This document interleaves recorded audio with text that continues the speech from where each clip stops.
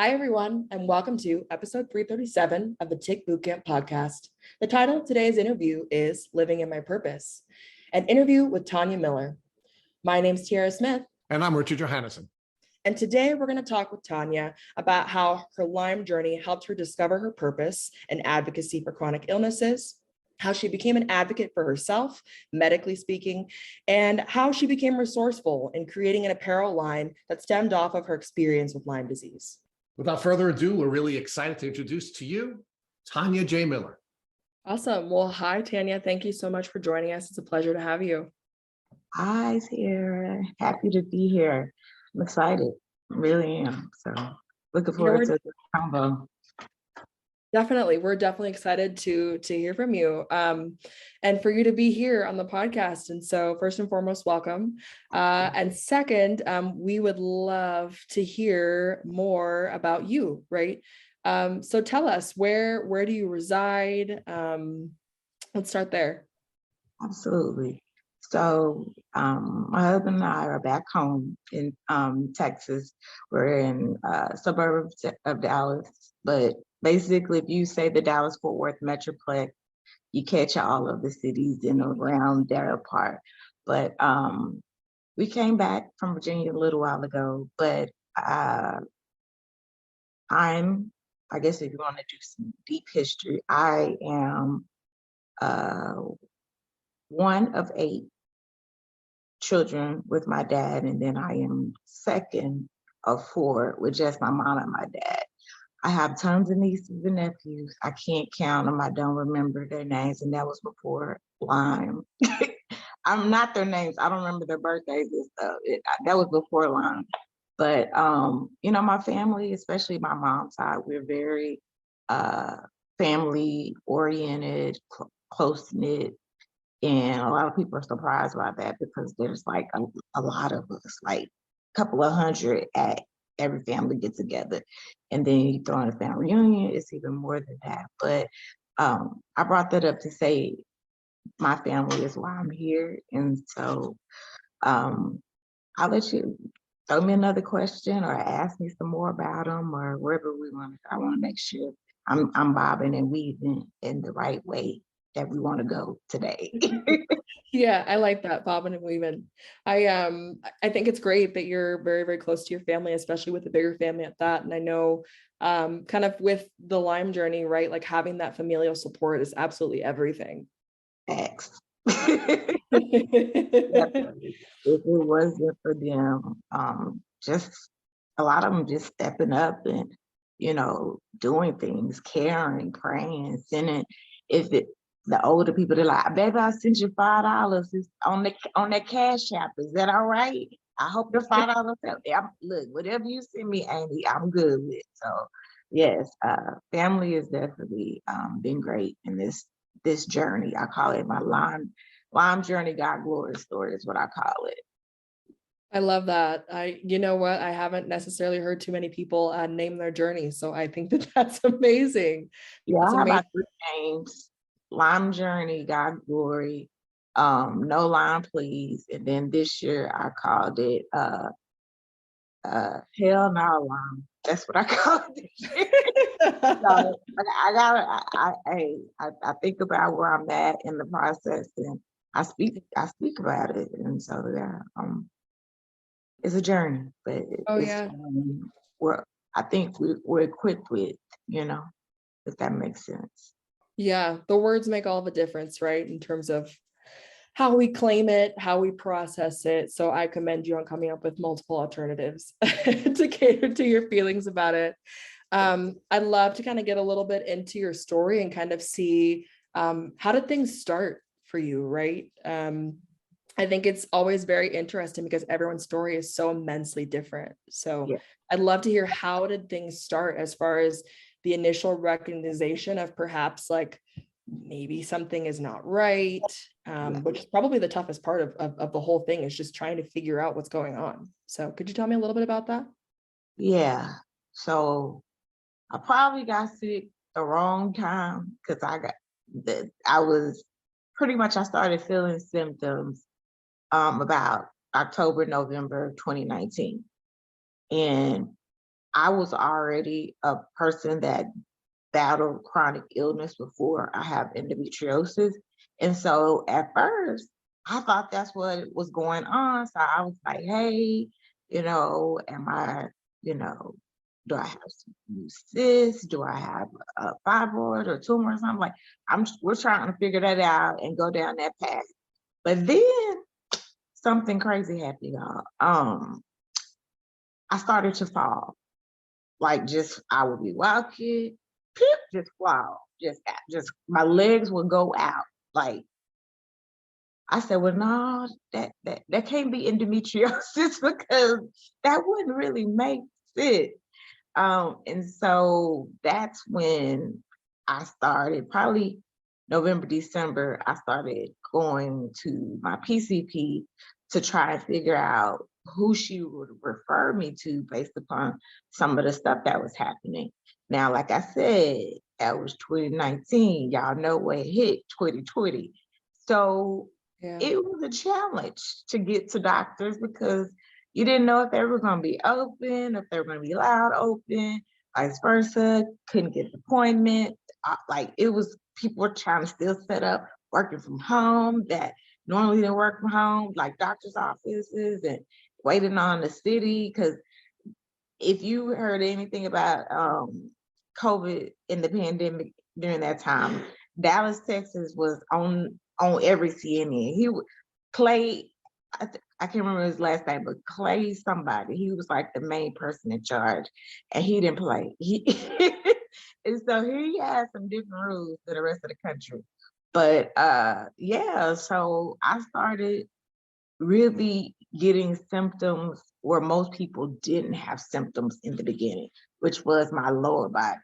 Like I said, my legs would go out, I would fall, I would pass out, and then my legs would just jitterbug on me. And you like jitterbug? Like, so I had one day, oh, and insomnia as well. One day I was up because I was in pain and I couldn't sleep, and I videoed it. Like, one thing, because I am an author, I'm a speaker, I'm a coach, I'm a strategist, and then in my church, I'm also, well, in Kingdom, I'm also an affirmed prophet. So I pretty much communicate, and I have my story from, almost the beginning until still now. And so I videoed it and I was like, this is not normal. Can you see what my leg is doing? Right. And so they were like, is your leg shaky? Well, why don't you stop it? I said, because it's not me doing it. And they were like, what? And so I later found out that those were those little stinky little nasty bugs over there playing all up in my legs, elected parasites and stuff. I call them some bad names. I can't say it on the podcast today, but I have some names for what I call them. And my caregiver, she knows, and she'll be like, she's crazy. That she talks to them like they're real people. Because they over here acting like they're real people up in my body. They took residence, so I'm talking to them like they were real.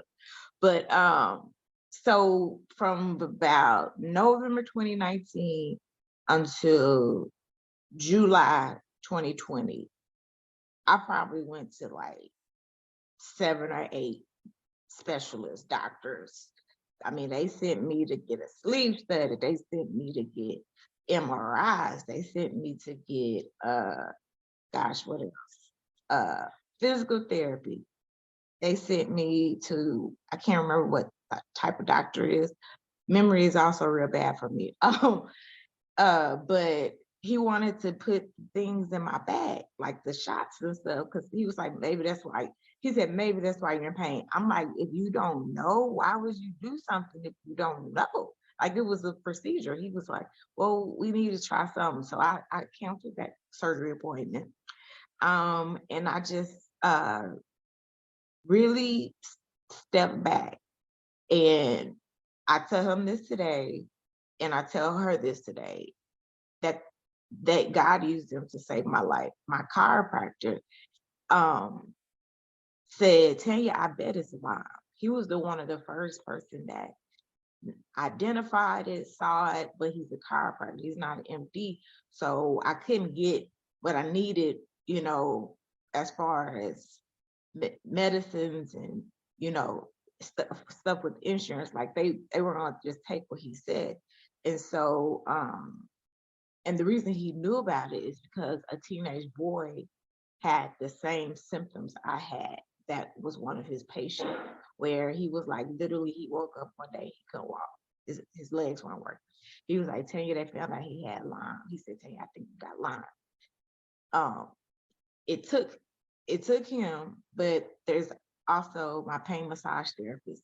I tell her this day, you are the only reason I'm able to walk, because um the best way I can explain it to people is, you know, if you like flex, like when you're doing a flex, I said, imagine your whole body flex like that all day long. I said, that's gonna hurt, right? Like after a minute or so, it's hurting you. I said, my body does not know how to unflex itself. I said, then I have knots that are the size of boulders in them. I said, then I got swelling and inflammation of the joints and all of that, which most people, it was like, they say like their neck was stiff or other type symptoms. Mine was straight my leg, my lower body, my legs, day one. And so she helped me, because if she would not have helped me then and still now, I really don't know if I would be able to walk. Like how much the muscles were just so swollen and tight and boulders and stuff, feeling like, you know, they probably would have stayed that way, because, you know, some arthritis, which they tell you another diagnosis you have is Lyme arthritis as well, or they call it osteoarthritis, something like that. I got a whole list, Tiara, like 25 different diagnoses that I got. People, they're like, okay, just tell me what you got. I said, I'll email you. They're like, no, just, I said, no, I'm going to email you. You're going to be shocked. You're not going to be able to spell none of this. So let me email you. But yeah, so it took him getting me in to one of his friends, which was I think he was a physician's assistant or MA. He had his own patients. So you didn't have, kind of like a nurse practitioner. You could, and so it took him telling him I was coming and you better figure out what's wrong with her. I'm grateful for how much they love me, by the way, over there at IC Wellness. I gave y'all a plug. But yeah, it took him calling that man and telling him, you can't call me back until you figure out what's wrong with her. And so he thought he did, Tiara. He was like, oh, she has hypothyroidism and she has fibromyalgia and she has chronic fatigue. And I said, that's, I said, when I looked up in Dr. Google and I looked up what you said, I said, that's not explaining what I got going on.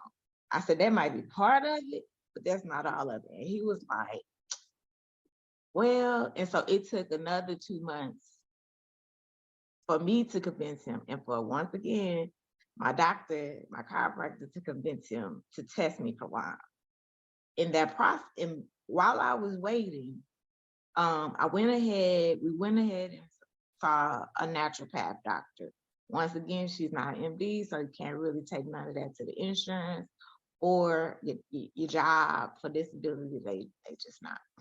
And so, but she once again saw me walk in and said, oh, you got Lyme. That was why I even went back into her office.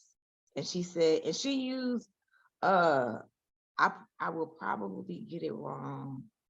One of those electromagnetic machines where like you put something on you and then they'll tell you what they see in your body and your history, but it's electrical, something like that. I can't remember the name of it. In the process of that, I was waiting on my results from the medical assistant doctor. Do you know,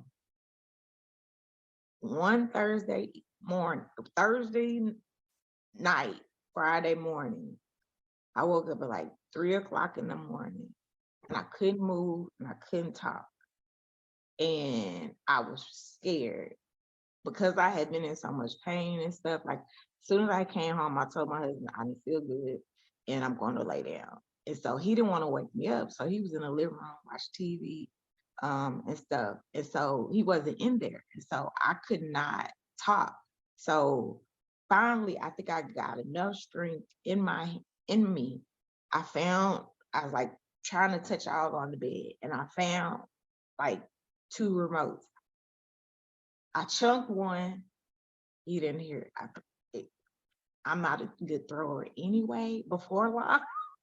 So I'm not mad at him for not. I'm not a catch and throw. So yeah, the second one, he heard it. He came in and he said all I could get out was call my mama. And after that, I had seizures, Bartonella seizures. It sounds like, so first and foremost, my heart goes out to you for everything happening during the pandemic time period. That's already an extremely scary time period filled with so much uncertainty for everything else on top of what you were going through. So my heart goes out to you for going through it, especially during that time. Then you add on, the uncertainty and having to visit so many doctors and specialists, and that doesn't even factor into the part of, you having another chronic illness like endometriosis. And so I'm sure it was very easy to say, oh, it's got to be endometriosis, right? And thinking that pain can be attributed to that, but it sounds like that wasn't the case. So can you walk me through perhaps some of the process of elimination that you went through with the endometriosis issue, and how perhaps you were able to, maybe outside of what people had told you, what the specialist, the chiropractor had told you about suspecting Lyme? Is there anything else that told you that can't be it? I'm going to tell you why I agreed with him that it might be it, because I never didn't once he told me, and because he's been my doctor for like 6 or 7 years, so he saw me with chronic endometriosis pain and stuff like that. He saw in for my pain massage therapist, she felt my body and what it was like when I was in an endometriosis flare. So that, in addition to me telling him what was going on, and I didn't tell y'all this part because at the time it didn't look like what everybody said. I am a woman of color, guys. So I know we're on a podcast. So I'm a woman of color. And the crazy part is I turned red. Like I turned red, but apparently a bullseye didn't want to show up on my body. So Yeah. And so in addition to that, it's widely believed I didn't get bit by a tick. I got bit by a spider. So it was just crazy stuff. Like it was those things. But I started when he told me that I traced back to the only time that I could remember I got bit, and I remembered it. And the crazy thing is we all remembered it because it was Labor Day weekend. Remember I told you my family, and we are from East Texas, the country. And so we were at a big family reunion, and I was standing behind my mother, my aunt, which is her sister, and some other cousins sitting around.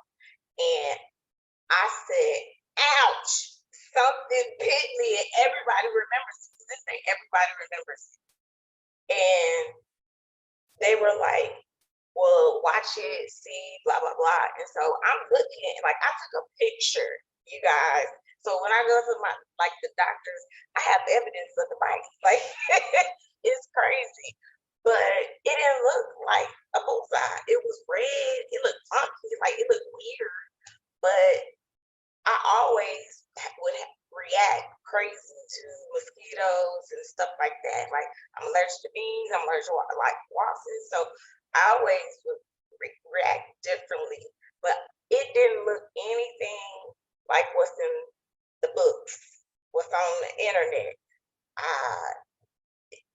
There's some now dialogue about, hey, it may not show up as bullseye, but you read that after you told it's a bullseye, so it may take you a couple of months to figure that out. But endometriosis, and that's how I figured it out to answer that question. I thought it was my legs, and it was no, I knew it was my legs and my lower body, and that's why I thought it was endometriosis, because I don't know how familiar people are with endometriosis, but sometimes working out lower body stuff would trigger me into a full-blown flare. So at that time, I was trying to be cute, trying to work out and stuff. And so I think I just thought I was in a flare. But then I went to my OBGYN, she's a specialist, and she was like, no, I don't think so. And then she even gave me some pain medication. Didn't work. And so I was like, I think it's something that's going on. And it wasn't that much long after me thinking it was something else going on before I started falling out and the fainting again. Like literally, I will walk. It's supposed to be a straight line. I would literally fall, faint, or I would go like making a figure eight. I'm supposed to just go straight, but it happened after I kind of realized like the pain and how it wasn't responding like it normally would respond. That was kind of when I started to do even my own research. My husband started researching, and and just going to the doctor and stuff to try and figure out different, to see what they could figure out. Because the diagnosis for the hypothyroidism, fibromyalgia came first. That was my PCP. And then the the hypothyroidism and the chronic fatigue came after. So PCP said like January. The next diagnosis came like March, April, and I kept going back to him. I said, there's something wrong. Can you test me?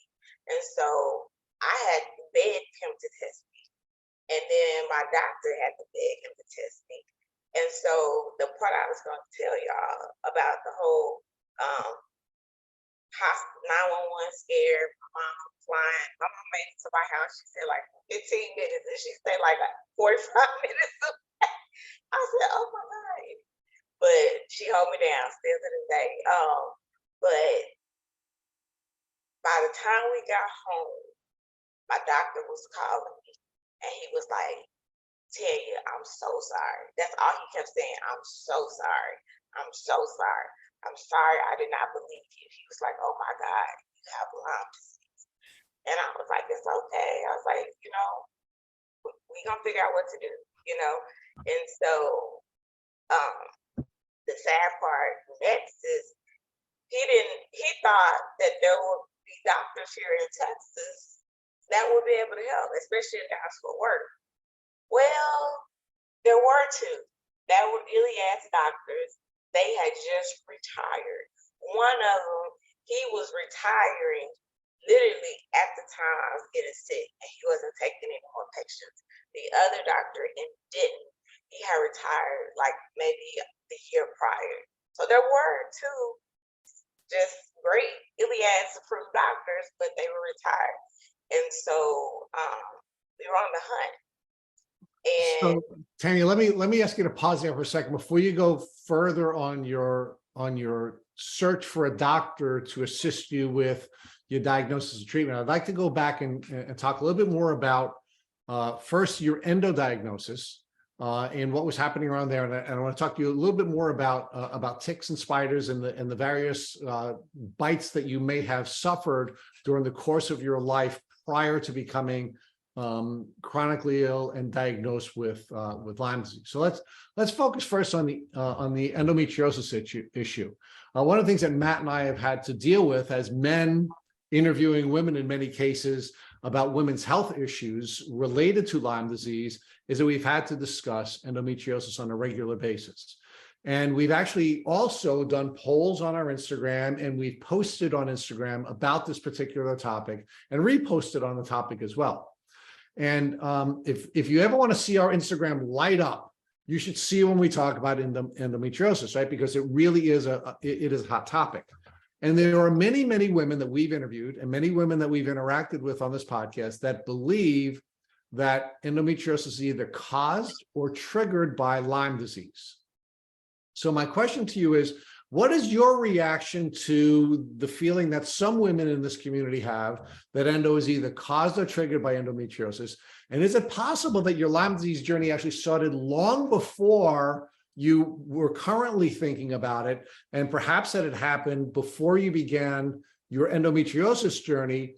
It was just presenting as endometriosis, and you were diagnosed with a symptom rather than the root cause of what you are now suffering from, which is Lyme disease. Endo and then just minorities, women, especially Black women, and when it comes to endometriosis and fibroids, we're not believed. We're gaslit a lot.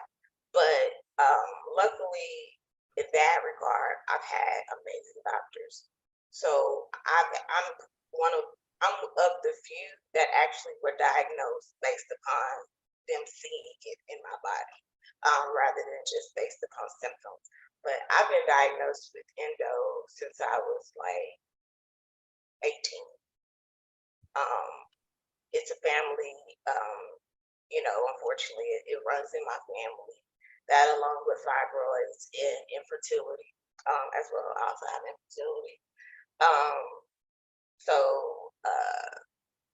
I was able to understand my symptoms and figure it out real quickly because I knew my symptoms with endometriosis. And yes, I was originally thinking that was what it was because it started with my lower body, but never have I fainted, never have I, passed out or different things like that as it relates to endo. Now, have I became lightheaded and dizzy because I also have another disease that is in the Black community, which is sickle cell. I have one of the sickle cell traits, and I present with full-blown episodes, unfortunately, as well. But I knew enough to know something more was wrong, and I could check the box, or rather X off what that symptom was to know it wasn't it wasn't coming because of endometriosis. And the pains are different. I don't know if any of the other guests have said that, but the pains are completely different for me. I don't know how or why, but endometriosis pain and Lyme pain, at least in my body, they don't feel the same way. They hurt, but they're not the same way. Hopefully that answered your question about how I was able to figure it out. The next thing I will tell you though is my family is from Texas. We've been having family reunions for 55 years. And even before that, they just don't have a record of them. And so I've been going to East Texas for 40 years. So I was a little girl, probably maybe first or second grade, and I had got rushed to the hospital. Why don't you build that out for us, what that hospital experience was like, and then we'll talk more moving forward about maybe that is giving us some clues into what was happening with your health as you were beginning to get older. I had a crazy, what they assumed was an allergic reaction, and they were never able to figure out what it was that caused it. And from all I know, and I remember, is that they told me to always cognizant of it in case it comes again, and have an EpiPen. So I don't remember a lot. I don't think my parents remember a lot, or much, just sick either. Most of my issues, even as a little girl, not a little girl, but I was like 12 or 13, when I first had my cycle, I passed blood clots. And that was the main thing that was always the issue for me from 13 all the way till I got diagnosed with endo at 18, is that I would pass blood clots and finding out that I was anemic and had one of the sickle cell traits. But outside of that, I really wasn't sick that much like other siblings were, with asthma and things like that. But remembering like specific things of the illness or the hospital incident, unfortunately I don't No, remember. I understand, Tanya. So one of the things that we often think about when folks are trying to like pinpoint a diagnostic window or a symptom window is that Lyme is rarely a disease that becomes a chronic disease from an acute disease, meaning rarely do you get a bite and then become chronically ill. Because that's not what most doctors are observing in the community. For example, when we interviewed Dr. Rawls, he said the only time that in his career he had seen someone go from bite to chronic illness was if someone's living in a high mold environment, so they're immunocompromised because of the environment, or if they suffered multiple tick bites at the same time and then would become chronically ill. In a situation like yours, where you had seemingly one bite and then got sick, would be rare. It would be more likely that what's happening is your body was harboring the bacteria and the viruses and the protozoa that were in your body from a prior tick bite. And then what happens is there is some kind of a immunocompromising event or some high stress event. And it could be your endo developing. It could have been issues that were going on with your sickle cell traits, or it could have been other events in your life coming together to stress your body and stress your immune system so that you couldn't fight off the microbes any longer. And then you begin to suffer this chronic illness. So outlining this process the way I've outlined it, do you think perhaps that might be a more likely path to what had happened with you? I do know, like I said, we've thought back about that incident and said maybe that was the tick bite or spider bite. But what I can tell you is just it was an extremely stressful time. My entire family, we had just had like 8 to 10 blood relatives that died in 1 year before COVID. And so I thought I was going to pass, not pass out, I thought I was pregnant, because one of the people was my sister. And I'm sorry. I didn't know she had breast cancer, and she told me that her numbers were, because they ring the bell, and so she'd rung the bell, but then she told me like a little bit after that her numbers are still showing that she has something, but they couldn't figure it out.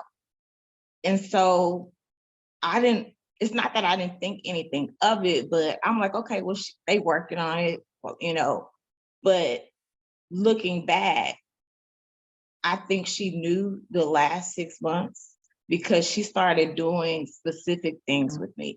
One of which she told me to take care of my niece, which is her daughter. She said, I don't need your help. I need to know that you have her. And I was like, yeah, like, what are you talking about?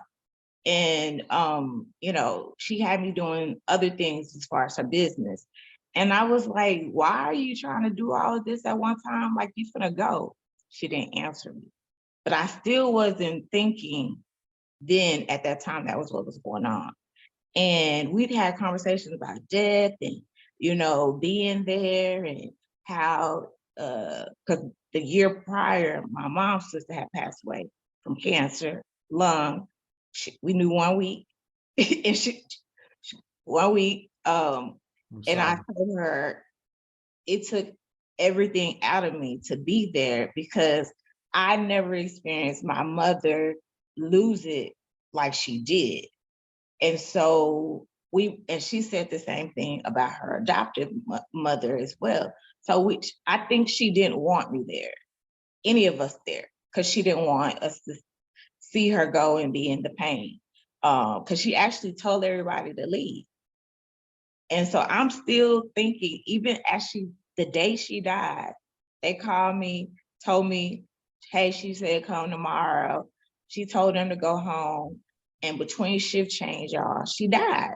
And I was like, no, for real, like I'm coming up there in the morning. And so I didn't get to say bye.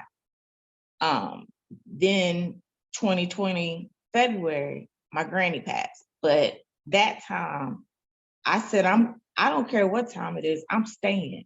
And so I was the last person to be my granny before she passed. It was like an hour, maybe or two after I left that she passed. And so do I think that I was under a lot of emotional stress and duress? Absolutely. There were other situations that legally I can't talk about as well that were going on. So yeah, oh yeah, I definitely know stress probably induced it because I know stress already had a factor with endo.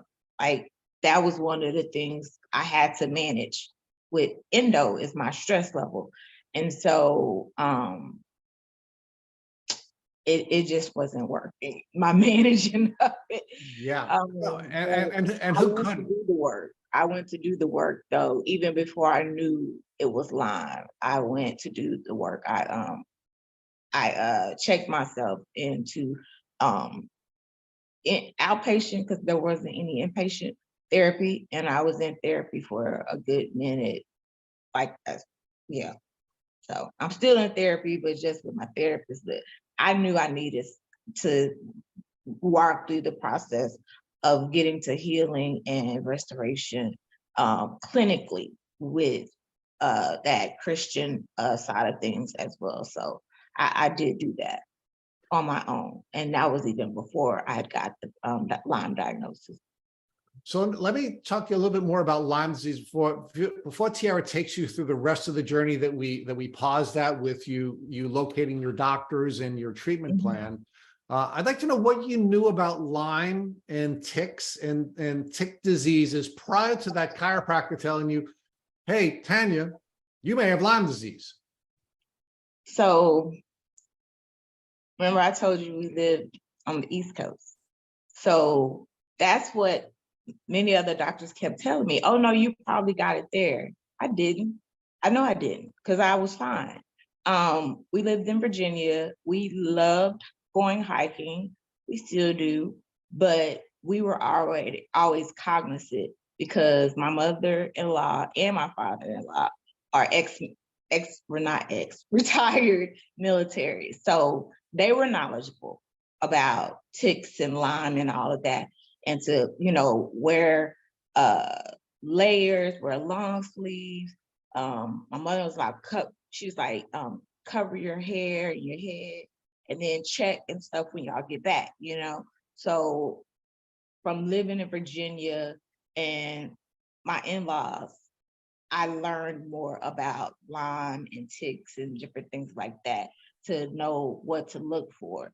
And so, and we still, there's some parts of it in Dallas, Fort Worth that have trails and stuff here too. But I don't believe any of those were what triggered maybe or reinfected me. But yeah, I first got knowledgeable of it in Virginia when we lived in Virginia, Hampton Roads area. Okay, so now why don't you share with us now your journey from when you got your diagnosis. Tell us now, and Tiara's going to take you through the doctors, but I want to know, what was your reaction when you finally got this Lyme disease diagnosis? I mean, your spirit was telling you that you had Lyme. The symptoms were matching up for you when you were doing your research on Dr. Google and other places. I mean, did you have this sort of feeling of euphoria that you finally had this diagnosis and, the gaslighting would stop, or did you have another feeling? did you hear me? I was like, no euphoria. Cause I was like, dang, here come another chronic illness for real. Like, I'm just being honest. I was like, why you give me two, Lord? Like, that's what I said in my head. I was like, I already had one, and that was already hard, you know. And I was like, now I got a second one. Like, okay, got to put your big girl pants on and figure out what you need to do and, you know, work through it. And so, yeah, I wasn't, there was no euphoria. There was, you know, some sadness, some frustration. And then it was like, okay, now you need to figure out what you need to do. And that's pretty much we've been doing ever since then, you know. It hasn't been an easy journey, but I'm still fighting literally for my life every day. Yeah. Well, during that process, it sounds like you went through many different, first of all, let me just say too, you've had several different doctors, it sounds like, try to help you and advocate for you in this process, including your chiropractor, kind of being the starting point of this journey of figuring out what's happening with you. So I'm curious to know, how many doctors did you end up going through with the gaslighting, with the, you know, figuring things out as far as what was going on? How many doctors do you think you probably went through before you kind of got to this point of really truly having a concrete diagnosis? I'm laughing. My caregiver told about too many. Oh my gosh. Before I got a diagnosis, I think it was probably like eight or 10 before we got a diagnosis. And then once we got a diagnosis, we went through about 3 more. Okay. Okay. So when you got the diagnosis, then what happened as far as the starting treatments? Because I think everybody kind of goes through their journey, and honestly, what works for everyone is not the same. So I'm curious to know kind of what your journey was as far as what you started with treatments, where you ended up with and had some success. Well, we found out that there are no doctors in Dallas Fort Worth that treat Lyme disease. And we literally, I mean, we're getting sent to all these different hospitals, to their infectious disease department. And they're like, we don't treat Lyme. I'm like, it's an infectious disease. We don't do that here. I mean, sending referrals to clinics. They're like, why did they send you here? We don't treat Lyme. Finding out going and signing up, I think it was an Iliads or one of those websites that gives you the search engine, only to find out the list is old because the 2 doctors that were near me are retired. I literally cried when I talked to the one that was actually retiring. I was like, he won't just see me, please? Like, you don't even have to take care of me, just see me one time. And she was like, I'm so sorry, but he is not taking on any new patients at all. And so it took from July until I think September before I finally got an Iliad's LLMD. And we drove 5 hours there and 5 hours back to get to them. He's since retired, love him to death. He's a man of God as well. But he just retired. Finally, he retired December, but technically he retired before that, but he was keeping me on until I found a new doctor, which is now one of the only ones in the state of Texas that treats Lyme. I want to say there's only 2 LLMDs or 3. Now there's functional doctors and there's naturopath doctors here. But there's only 2 or 3 LLMDs here in the state of Texas. As big as Texas is, which is crazy. And so luckily I got some of the best ones. My doctor that retired, most people don't know that George Bush, the son, got infected as well. And he was a part of that team when to treat him. And then my new doctor is mentored and by Dr. Horowitz. So gives me some reassurance in that regard, to say the least. But the next thing you kind of wanted what some of the things I've done, path and Yeah. tried. Yeah. So now that you kind of have found your way in terms of finding an LLMD in a state where it sounds like they're far and few between, where did you guys start as far as treatment on that entire journey and where you are now?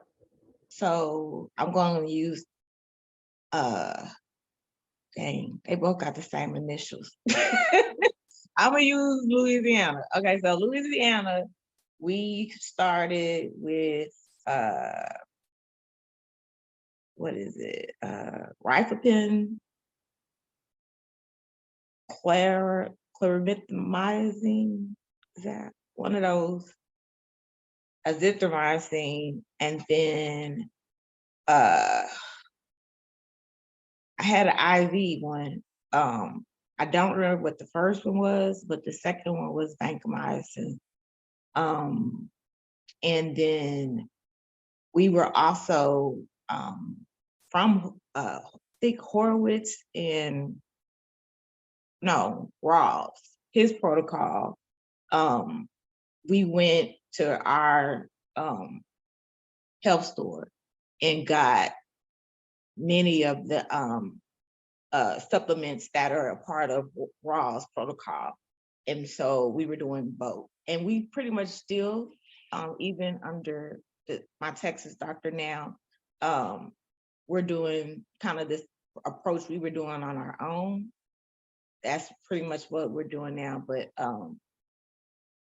we were under that path with Louisiana, probably 2 years of antibiotics and then some other meds that treated some of the symptoms, like remember my leg issue, so I had restless legs. And I don't know if anybody else had this, y'all, but I don't feel no shame. I was scared half to death. I had night terrors and I could not sleep because I kept seeing the devil and different stuff and different things in my house. And I was like, I can't do this. And so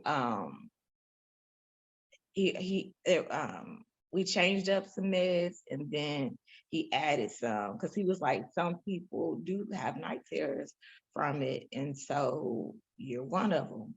I was like, I don't ever want to experience that again. So early on, we were just kind of with the treatment. We were figuring out some of the other symptoms that I had that I didn't realize I had because I was just in so much pain. I couldn't think about, I couldn't bear anything else. We methylene blue, which is known, is kind of in the community and known. So we did methylene blue. Some I didn't really, fingers crossed, I didn't really have issues with yeast. I'm like, fingers crossed, I won't none. I didn't really have any. I know a lot of people said they do in the community, but I didn't. What else did we try? I said it was at least. Oh yeah. So we also, my caregiver reminded me of another. So while we were talking to our Louisiana doctor, we incorporated a functional doctor here, and he's known in the Lyme community as well. 'Cause he doesn't treat, well, he did not just treat Lyme, he treated cancer and stuff as well. He wasn't a naturopath, he was a functional. Maybe y'all can explain the difference. I just know functional is they incorporate both, but they also still have a medical doctorate and all that. And he passed away. It was so in the middle of treatment, he passed away. I couldn't believe it. But one of the treatments, which is some of the stuff that they do in Arizona and at Lyme Stop, IV therapy, not IV, what is it called? Ozone, no, not ozone. PICC Is it line. ozone therapy? So they took a bunch of my blood out, they added oxygen, and then they ran it through like, it's not a laser, I can't think of what it's called, but they ran it through that and then put it back in there. It made me feel worse. But I did probably like 11 or 12 sessions of that, but it just made me feel bad. It didn't make me feel better. They thought it like they were like some Lyme patients, it makes them better and decrease symptoms. Not me, not at all. So we did that. We kind of pretty much tried a combination of traditional meds, and then we tried some kind of, I guess, what do you call that? Alternative medicine. Yeah, I'm sorry, the memory's bad. And I saw a psychotherapist as well. I've seen so many. No, I had so many tests, y'all. It's crazy. I've had the one where they monitor you and your seizures. I had that done like 3 or 4 times. I hate it. That's part of the reason why I don't want to ever go to the hospital ever again. So I had that where they like watch me and monitor my seizures, offer them to say they're not epileptic. I know they're not epileptic. I told you that. I know that. But because they're not epileptic, they said they're not seizures, they're episodes, is what they said that they should be called, and that they're only happening because of stress. And I was like, oh, okay, sure, thank you. We had that testing. We had probably, I think, an MRI, an MRA. We had probably like 3 or 4 of those. Gosh. It sounds like you got put through the ringer trying to figure out things from a treatment perspective and from a testing perspective. Yes. And it kind of makes me wonder, out of all of the different modalities that you have experienced in terms of treatment, I'm curious, you talked about a little bit about a functional doctor, you talked about some alternative medicine and combining that with some of the conventional medicine. Did you notice much of a difference or have a preference when it comes to, some of the alternative stuff that you experienced and then some of the conventional medicine you experienced? So I will tell you guys.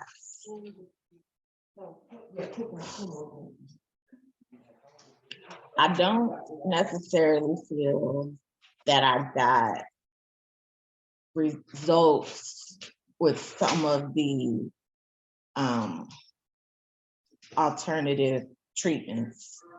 And I say that lightly because it may have been that I needed to, they didn't judge that maybe later in my treatment process, it would have helped. I think maybe that also attributed to it. But I was in too much of a chronic state for there to actually be, for it to be effective.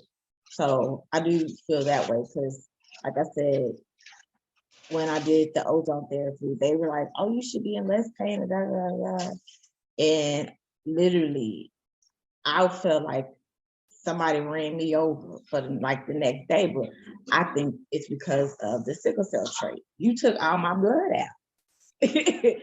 I don't think you thought about that and what that would do to me when I'm a person that's already anemic, so I don't, stuff like that. I don't necessarily think they thought it through of, the treatment may be the best. Yeah, I mean, that makes sense. that it sounds like they didn't consider it. And one thing too, that I've heard from a lot of people, and even my own journey, is a lot of different treatments. I mean, it feels as though it's not working, right? Because your symptoms have increased, your pain has increased, whatever your symptoms are. And sometimes that can also be attributed to a Herxheimer reaction, meaning that, the bacteria or the pathogens are being killed off faster than they can be eliminated by the body. And so that's why you see a lot of people doing coffee enemas, supplementing with glutathione and other things to really help their body a little bit so that they feel a little bit more of that relief.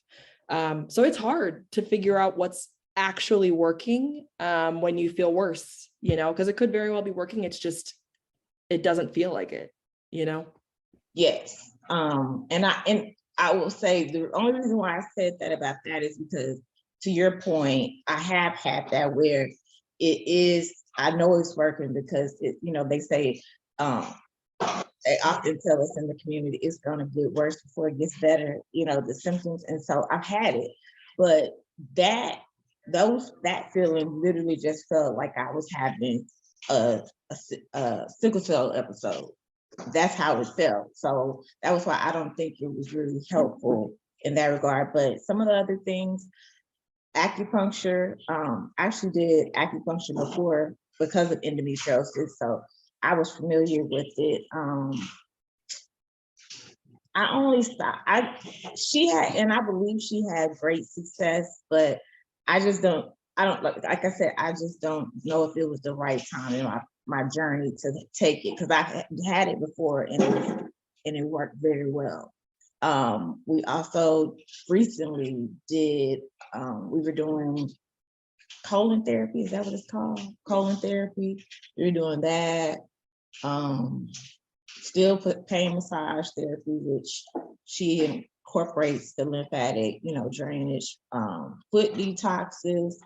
I have an infrared sauna in my home. Probably if you name some stuff, we probably at least tried it one time. We tried it one time. So yeah. And then the what is it? The different IV concoctions in the bags and stuff like that. We've done that. We're actually starting it back up now.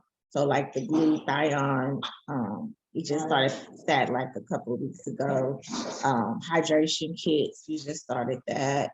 And we're actually supposed to be getting the Myers cocktail too. Surprisingly, insurance, I think, is going to cover that. So like I said, some of the things that either they said in the beginning or we tried two years ago, was trying again now. I'd stopped methylene blue under my Louisiana doctor. My Texas doctor added it. Y'all, Tara, I have to tell you, I counted. I take like 90 pills a day.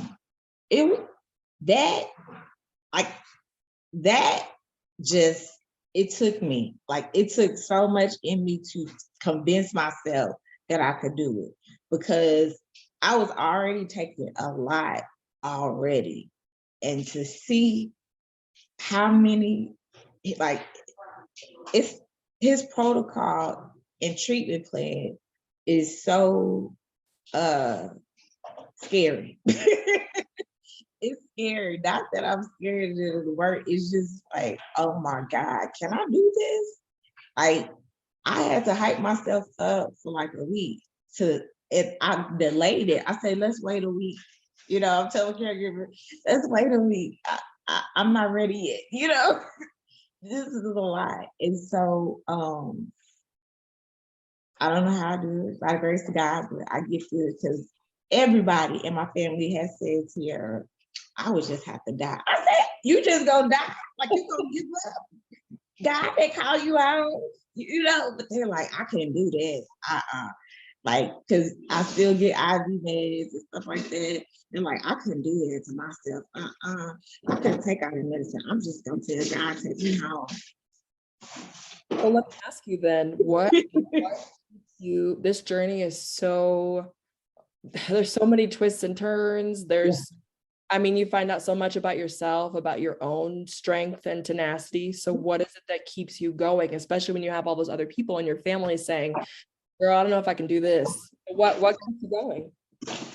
Them, the same ones that say they can't do it is the same ones like, we praying for you. We got your back. We here for you. I'm like, oh, so you got me, but you not gonna do it. So no, we're not. But definitely, like I said, I really have not even a village, not even a tribe. Like, it's a lot of people praying for me. And, you know, literally, it'll be them, and then they'll tell their friends to pray. And so, like, my mom just ran into one of my the first lady of the church I grew up in when I was little, and she was like, tell her she can't even imagine how many people are praying. So I was like, okay. And I believe that because they just didn't support with their prayers. They pay for stuff. They donated. They rock my Lyme wear and support that way. So, you know, they really let me know I'm not in it by myself. And a lot of times I need that when I'm in the dark of night, in the middle of the night, crying and praying, or like I was all weekend still even today, just in pain, sick, just feeling like crap, you know. But I know I have a purpose, and I definitely resonated with Matt when he was talking about that. That is my assignment.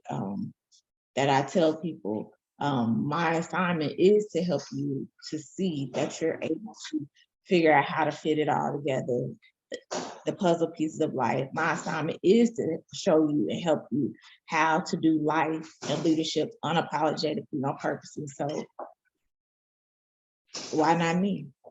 Why wouldn't he choose me from my pain and make it all gain? You know, why wouldn't he say, this is what the enemy tried, but I'm going to make it for your good, and I'm going to give you an opportunity to share your testimony. And I do hope to also become an advocate, especially for minorities, to be a voice. Because like Matt said, if you're not aware of it, you would just think it's a white people disease. I'm not trying to be mean or funny, but like, ignorance, you would think that, but it's not. You know, anybody, any color, any shade of the rainbow can get it, you know. And so I definitely want to be a part of some of those conversations as they extend in those governmental and congressional forums and different things like that in the future,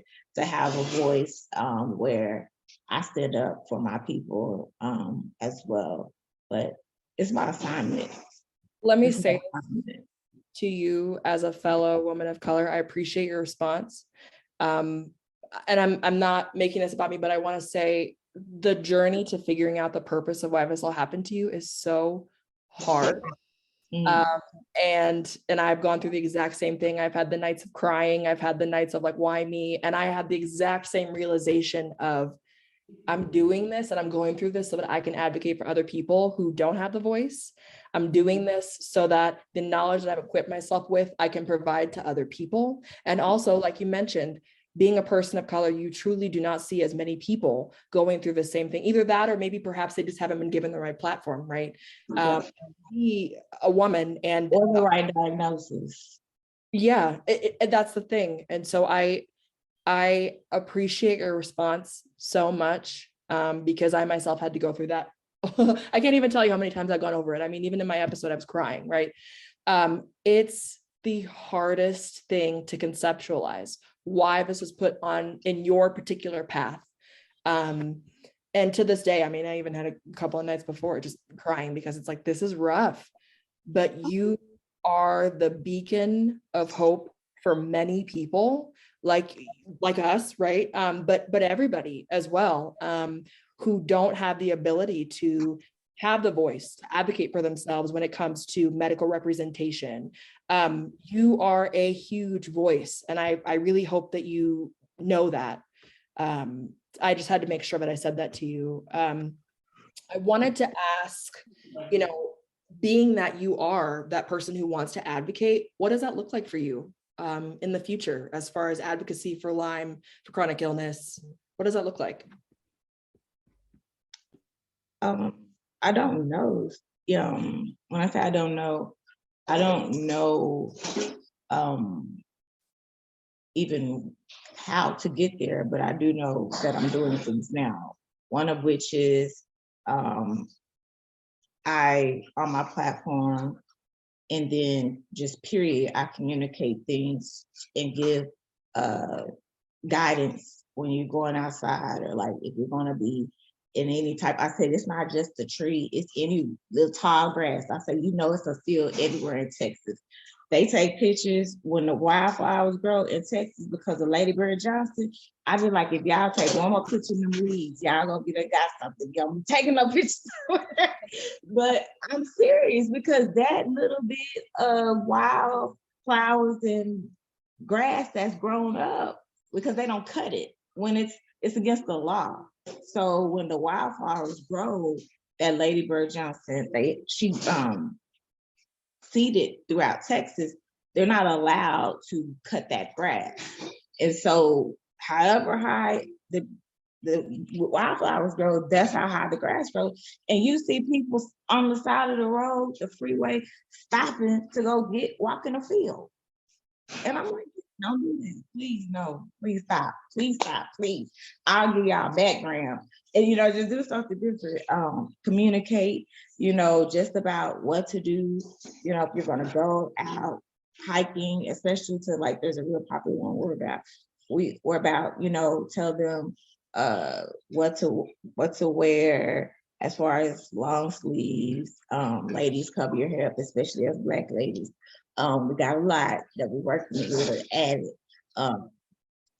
I tell them about the spray, you know, because everybody knows about Off with Deep, but there's one specific one, I think it's on Amazon, that's specific for ticks. It's a little bit more pricey, but you'll be protected.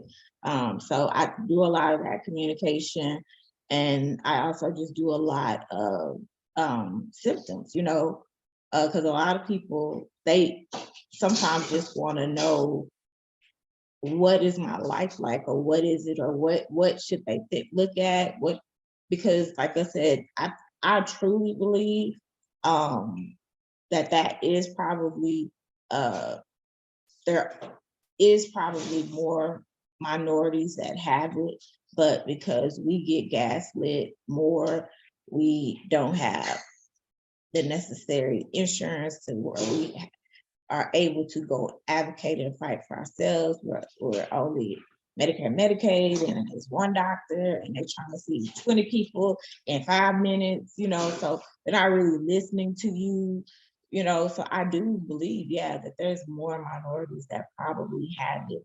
We didn't get to 500,000, and that's just the ones that are counted. Do cases a year overnight, you know. If the same spider that bit me is still in East Texas, that means he bit some more people, you know. So yeah, I try as much as I can to communicate, advocate, and just make people aware. What I would hope, like I said, maybe is, you know, to get a part of one of the congressional forums so that there's equal dialogue, you know, across all races. I do, you know, hope, you know, this opportunity. I was so excited when they reached out. I was like, I've been following y'all since I got, oh my God, like I was so excited. I was like, yes, I get to talk to my people. So this was like very like top of my list, like exciting for me, as far as what it looks like going forward in advocacy. You know, that's part of even why I came up, because I have, like I said, I'm an author, speaker, coach, strategist, and prophet. So I have like my own regular line of what I call messenger apparel. But I ended up doing it for myself because I wanted to just like wear something, related to Lyme, with a message about Lyme and, faith, hope, stuff like that. And so I just did it for myself. And then other people were like, well, we want one too. And they're like, and use the money for your bills and stuff like that, do it that way, so that arm of things is kind of how it started. And I just, think about something, and I ended up making a design. I think one of the ones we have right now that's popular, it says healed. And so healed is either like in green, lime green, or white, like whatever. Head up, faith up, hold up, believe it, period. That's for things, but that's just in its own way, it brings dialogue. And the reason I like to do it is I want that same message in my business with my books. Somebody may never come hear me speak. They may never come buy a book. They may never want to do coaching, but they want that cute, that nice shirt with a message on it that they resonate with. And so I took that same thought process and applied it for my Lyme, I call it my No Lyme Please fundraising that I do for myself. But I'm an advocate, and I was always an advocate for other diseases before this. My grandmother, she had Alzheimer's. And so we would do the Alzheimer's walk. My mother-in-law has MS. Now my little brother-in-law has it. No relation. I have to tell people that. They're like, oh, her son? No, it's no relation. But we would do the MS walk for them and donate and participate, and breast cancer as well. So there's different things. We've always had a heart to give and to serve. That's pretty much something my dad taught us very early on, is that we're not here by accident. We have a purpose, we have an assignment. And if we're not doing what we're supposed to be doing and in the place where we're supposed to be doing it, then somebody's missing out on what we're supposed to give and do. So we got to be acting on purpose all the time. And so, yeah. Well, it sounds like you were raised with advocacy in your blood. So I have no doubt that moving forward, you will continue to be an advocate for Lyme and other chronic illnesses as well. And I have no doubt that you'll continue to use your voice effectively to be able to bring awareness, to help people kind of guide their journey and perhaps make them a little less fearful. I know we talked a little bit about kind of the final question, if you will, and the fact that you don't know what it is. But I wanted to ask you, throughout this entire journey, I feel like there's so many twists and turns, so many different chapters, subtitles, right? So what did you learn about yourself on this whole journey? Because I think that's what it is, a huge learning journey for everyone around you, for yourself, and for your medical team too. So what did you learn about yourself?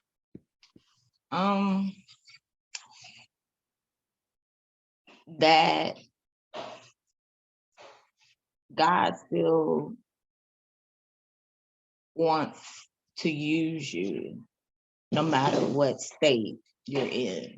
And if you allow him to use you, but you're giving him your yes, he'll take care of, not the wrong, but he'll take care of the rest. And so for me, it's just been a continual yes.